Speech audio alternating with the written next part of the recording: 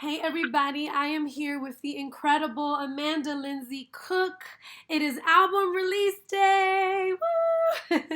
For her new album, House on a Hill.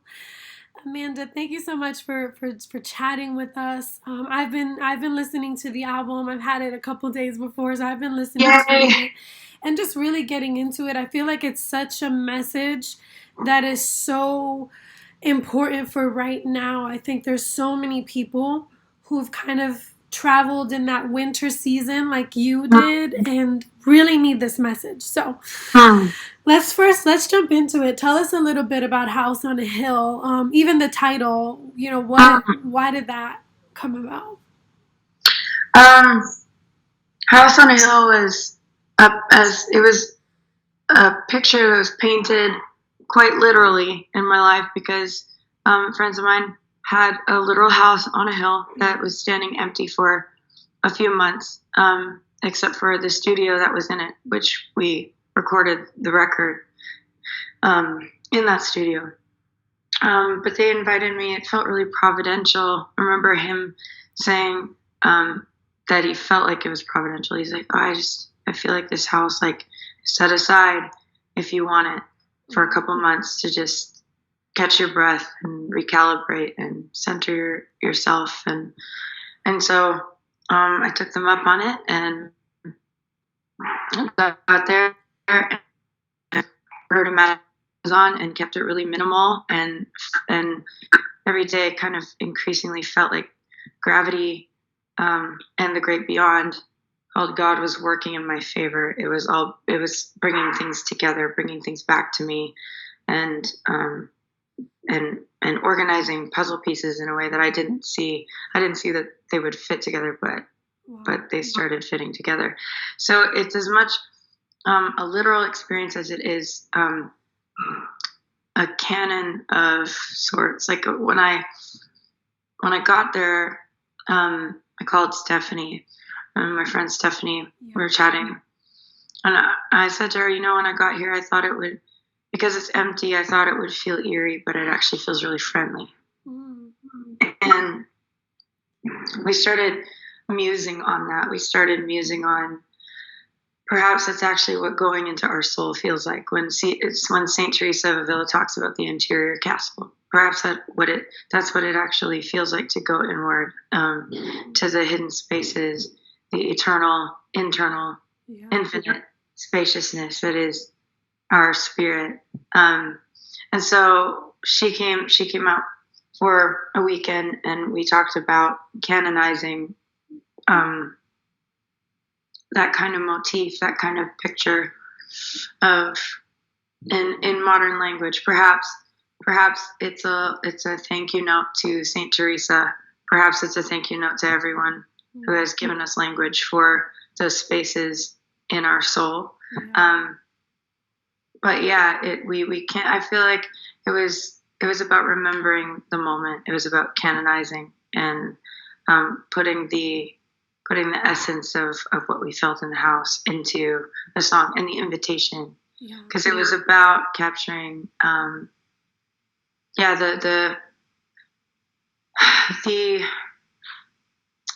what's the word I'm looking for,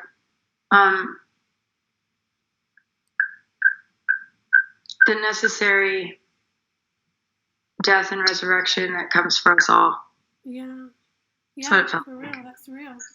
It's amazing because as I was just kind of listening to the album and then just doing, the research on the back story of it, and whoever pitched me this, they wrote a specific word. It's like you went silent for a while. And I think for our generation and the generations to follow, that's like unheard of. Like seriously, people wake up, they're on their phones, they get in the shower, they're listening to something, there's no moment of silence. And I'm a pastor's wife, and for us, we're just like, we're millennials, like we get it. We want to be entertained at all times as well, but it's in those silent moments where we really are able to hear from God and everything is quiet. Talk a little bit about that, the distraction, the distracted generation, and the importance of what you're saying, of Mm. having this narrative of just being inwardly, reflective and all that. Yeah. Um, I think it's necessary to like the Marie Kondo effect. That's have you watched her show on Netflix? I haven't watched her show yet, but I've read some of her books. There's one called Spark Joy, and she talks about if it sparks joy, keep it going through organizational patterns in your house and everything. But if it doesn't, thank it, give it gratitude, and then send it on its way. And I think in our information age and in the culture that we have, where we have everything, we have access to everything at our fingertips. It's really hard to scale down and to pare down to the bare necessities. And for me, it took and it continues to take. It's all practice. It's not like one day you get there and then you're like, arrived. There's no such thing. And so I think it does. I would love to say, like, really piously, this give a religious practice for everybody to do. But for me, it was born of necessity. I had to go quiet. I needed space. I needed to think my own thoughts for a bit. I needed to find out what I actually thought about some things, what I believed about some things. I needed to let things rise to the surface, which is what happens in silence. Yeah. Things tend to just arrive, and they tend to arise in us. That's the word I was looking for. And so I think that can be really hard, because as soon as those things arise in us, the tendency can be to think that the agitation is a problem. And so we feed ourselves with a distraction or, something different, something that takes our mind off of that thing that's arising. But it will just keep coming back around, because it's actually part of healing. It's trying to heal itself. So I don't know. I mean, I feel like I'm only, now starting to practice little things that are the most freeing things and the most connected things to me, which are getting out in nature, going for a walk amongst old trees, listening to birds in the morning, and going into that sacred space, that common thread that connects us to the source at all times, whether or not we know it, whether or not I'm aware of it.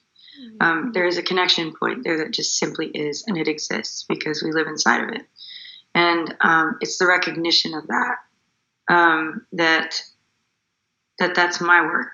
That's my work when it comes to working my salvation out with fear and trembling. To me, that's what it means. My work is to return to that place that has always been there, that shimmering goodness and presence that holds everything together, and that's been holding me together unbeknownst to me, which actually makes it so magnificent.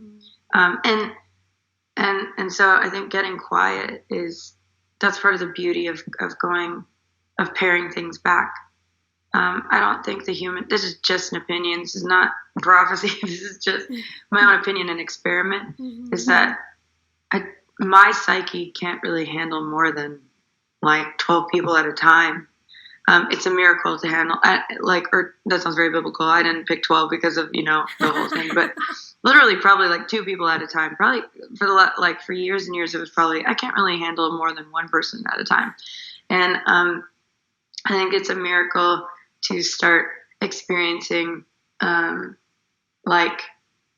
connection with bigger groups of people. But when I think about social media, and when I think about how many people follow each other, right?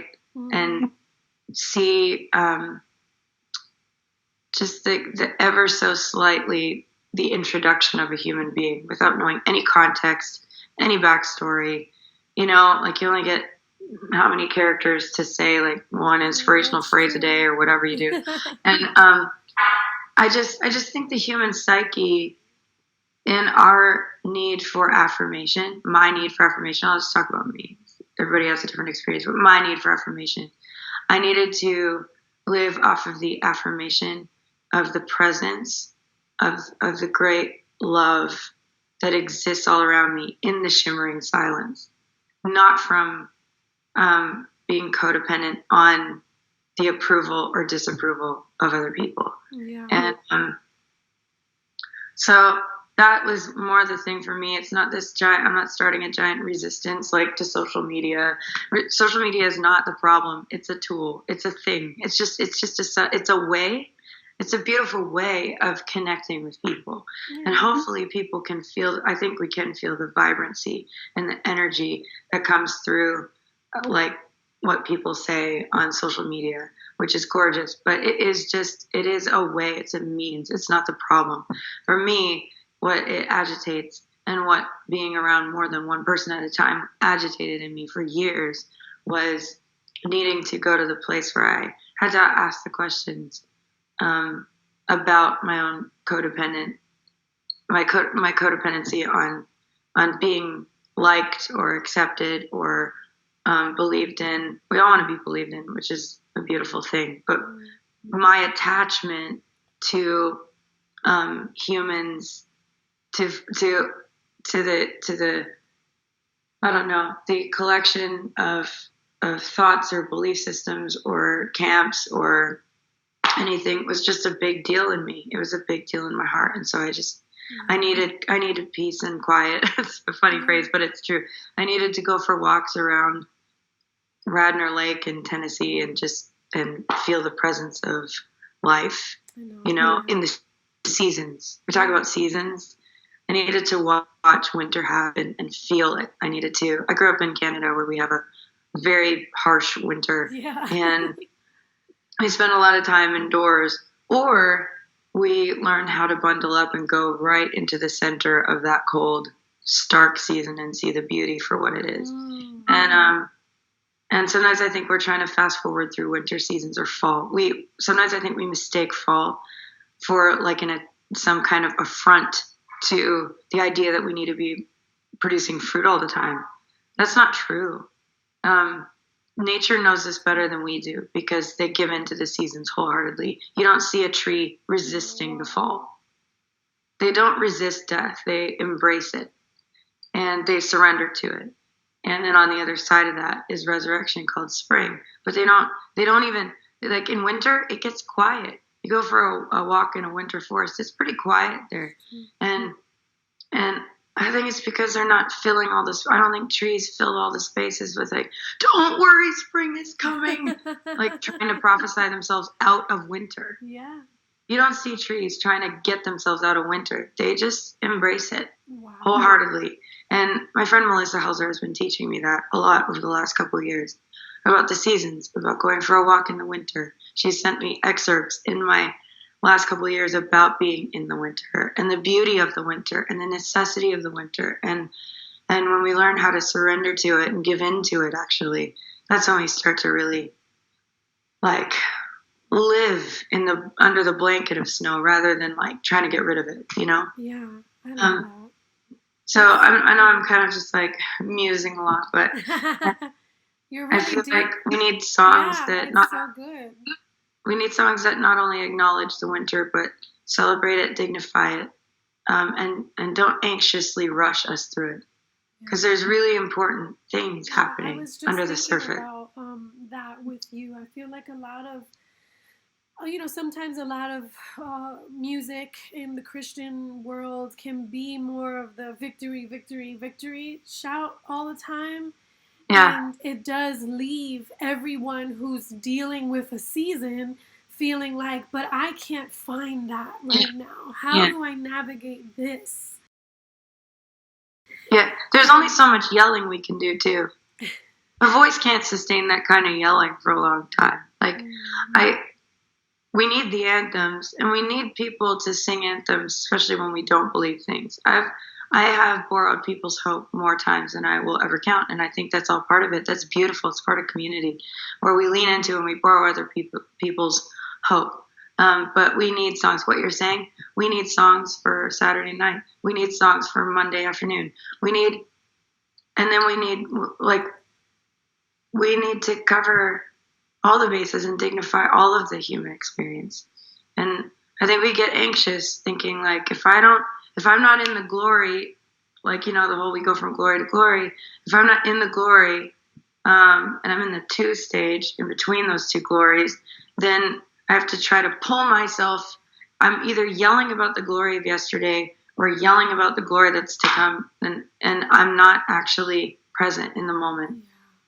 And so I feel like it's all both and. We need the anthems, but what you're saying is so true about needing space to breathe and dignify all of the human experience, because that's to me what Jesus did. Lonely. It can feel like you're not understood when you're going through when you're in the 2 moment. It feels like, well, no one understands, because so I really enjoyed that you're so vocal about your own process and stuff. You have a song on the album called I Am, and I love that song because I feel like there's an all-out assault on identity in this age that we're in, like in multiple ways.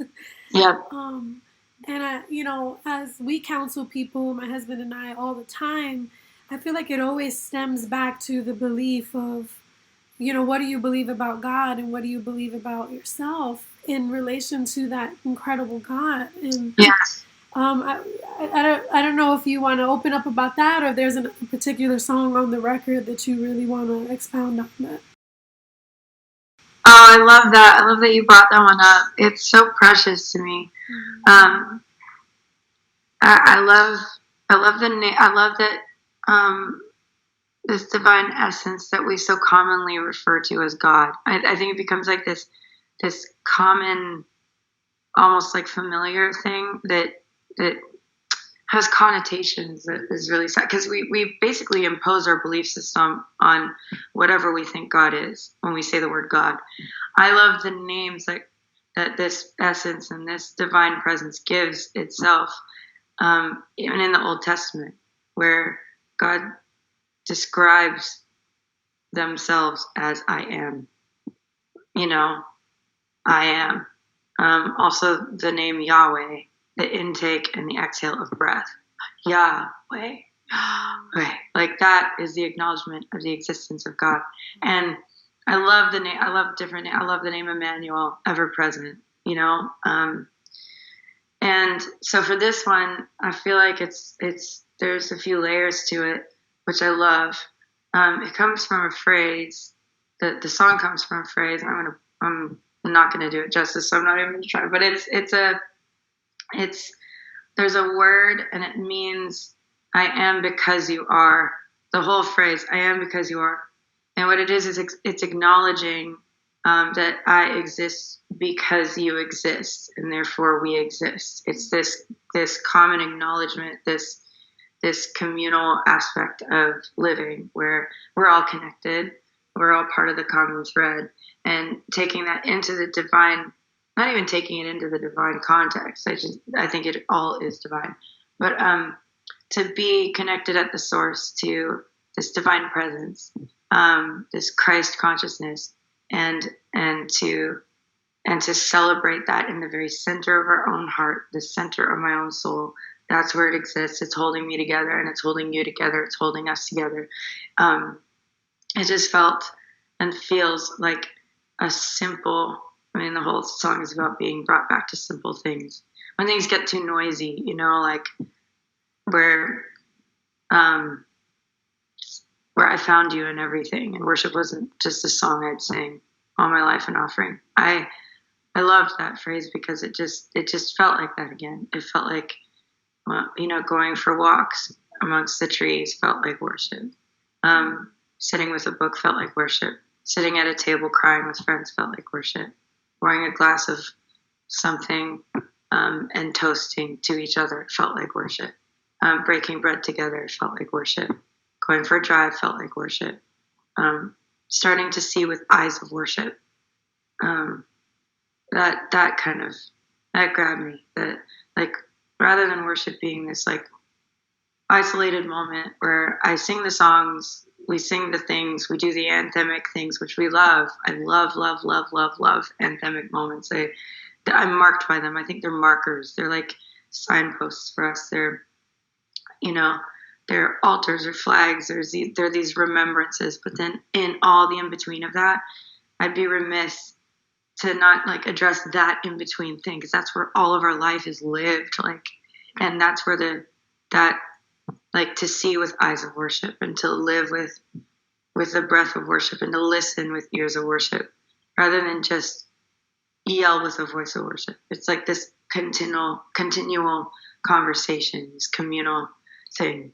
And in any good conversation, I know I'm monologuing here, which is funny. I know it's an interview, so I'm very grateful for that. But in any good conversation with a friend, both parties feel like there's a vibe and eye contact and listening and response. Yeah. And to me, like, worship isn't just monologuing out loud to a patriarchy in the sky and then calling it a day and hoping for the best. We miss the Jesus who sat at tables and communed with us. And that's, to me, what communion was and is. It's every time you break bread and you drink wine, think of me. Every single time you're with family, that's the I am because you are. Like, remember that I am with you. I am within you. The Spirit of God is alive in us. You know, that's it. That to me is like, that's golden. I'm like, whenever I think about it, I'm like, we're onto something, you know. Anyways, that's my thought. It's been awesome chatting with you. I don't want to keep you any longer, but is there anything else you want to add about I'll just thank you for listening, taking time. You have such a precious presence and soul, and I'm glad that we could muse on some things today. Yeah. It was fun.